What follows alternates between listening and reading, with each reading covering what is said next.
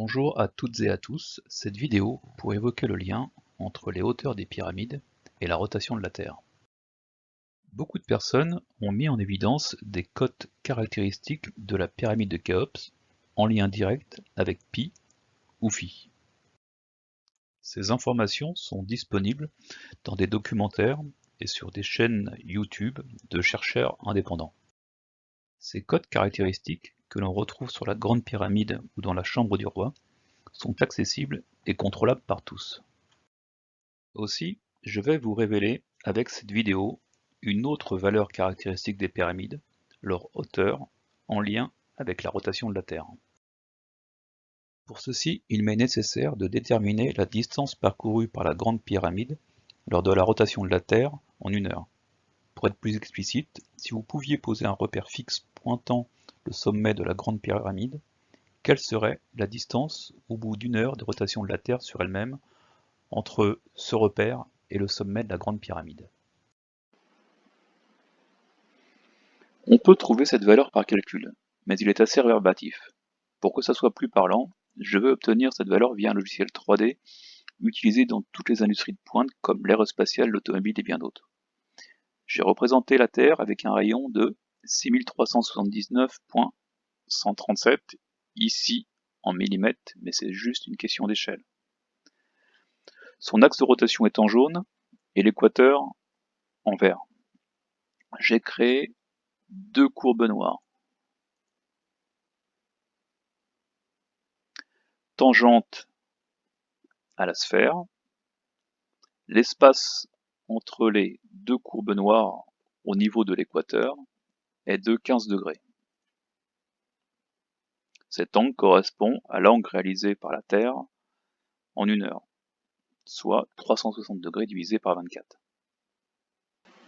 En prenant la latitude de Khéops, soit un angle de 29,979 degrés, je crée un premier point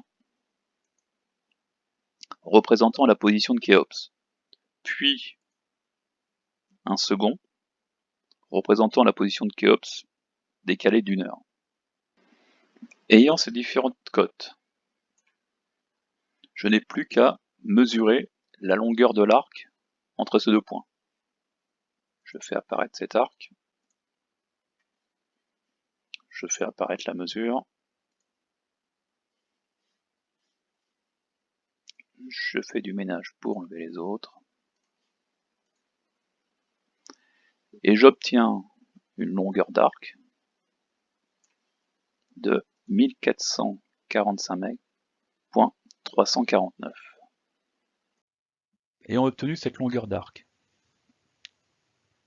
pour pouvoir comparer cette valeur à la hauteur de Khéops, il faut que j'applique un coefficient de 10 000. J'ai maintenant 144,53 mètres à comparer aux 146,7 mètres de la hauteur de Khéops, soit une erreur de 1,5%. Si je reviens maintenant sur mon logiciel et que je m'intéresse à la valeur de la corde, je refais un petit peu de ménage et je fais apparaître la mesure, toujours entre ces deux points, mais cette fois-ci de la corde. J'obtiens une valeur de 1442 mètres,259. Maintenant, si je compare cette valeur de corde à la hauteur de Képhren, donc j'applique toujours un coefficient de 10 000, je trouve 144,2 à comparer à la hauteur de Képhren, 143,5, soit une erreur de 0,5%. J'ai réalisé les mêmes mesures, mais pour la valeur d'un jour stellaire, soit 23h56 4,1 secondes. Voici les valeurs que j'obtiens. 144,94 pour Khéops à comparer au 146,7, soit 1,1% d'erreur. Et pour Képhren, 144,637 à comparer au 143,5, soit une erreur de 0,8%. Alors, les Égyptiens connaissaient-ils précisément la latitude du plateau de Gizeh ainsi que le diamètre de la Terre pour calculer cette valeur.